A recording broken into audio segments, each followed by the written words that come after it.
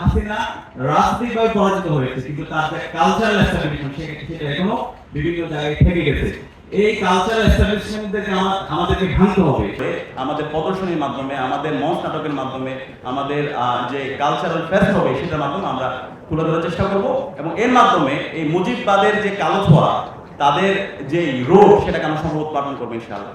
দোকান করেছে সেই চিত্রগুলো আমরা এখানে নিয়ে আসবো।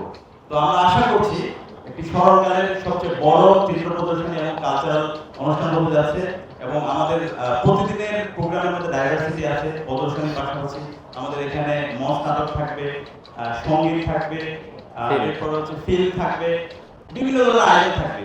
তো আমরা আশা করছি সারা দেশে মুক্তিকামী ছাত্র জনতা জুলাই যেভাবে রাজপথে নেমেছিল সেভাবে সহযোগিতা নেমে আসবে ইনশাআল্লাহ। এবং সবচেয়ে বড় আয়োজন হতে যাচ্ছে এখানে সরকারি, বেসরকারি, সামাজিক সংগঠন এবং রাজনৈতিক দলগুলো, ছাত্র সংগঠনগুলো, আমরা সবাইকে আহ্বান করেছি এবং সবাই আমাদের আহ্বানে সাড়া দিচ্ছে এবং আমরা সবার আন্তরিক সহযোগিতা কামনা করছি। হাসিনা রাজনৈতিকভাবে পরাজিত হয়েছে, কিন্তু তার যে কালচারাল এস্টাবলিশমেন্ট সেটা এখনো বিভিন্ন জায়গায় থেকে গেছে। এই কালচারাল এস্টাবলিশমেন্টদেরকে আমাদেরকে ভাঙতে হবে। সেটা ভাঙার জন্য আমাদের আরেকটা বিপ্লব দরকার, সেটা হচ্ছে সাংস্কৃতিক বিপ্লব। এবং এই সাংস্কৃতিক বিপ্লবটা আমাদের জুলাইয়ের মাধ্যমে হবে। জুলাইয়ের যে শহীদদের যে স্যাক্রিফাইস, আমাদের জুলাইয়ের যে চেতনা, জুলাইয়ের যে গ্রাফিতিগুলো যদি আপনারা এখন দেখেন, সেখানে কিন্তু এখন আমরা বিপ্লবের আমাদের প্রদর্শনীর মাধ্যমে, আমাদের মঞ্চ নাটকের মাধ্যমে, আমাদের যে কালচারাল ফেস্ট হবে সেটার মাধ্যমে আমরা তুলে ধরার চেষ্টা করব এবং এর মাধ্যমে এই মুজিববাদের যে কালো ছোঁয়া, তাদের যে রোগ, সেটাকে আমরা সম্ভব উৎপাদন করবো ইনশাআল্লাহ। জায়গা থেকে সর্বাত্মক চেষ্টা করছি।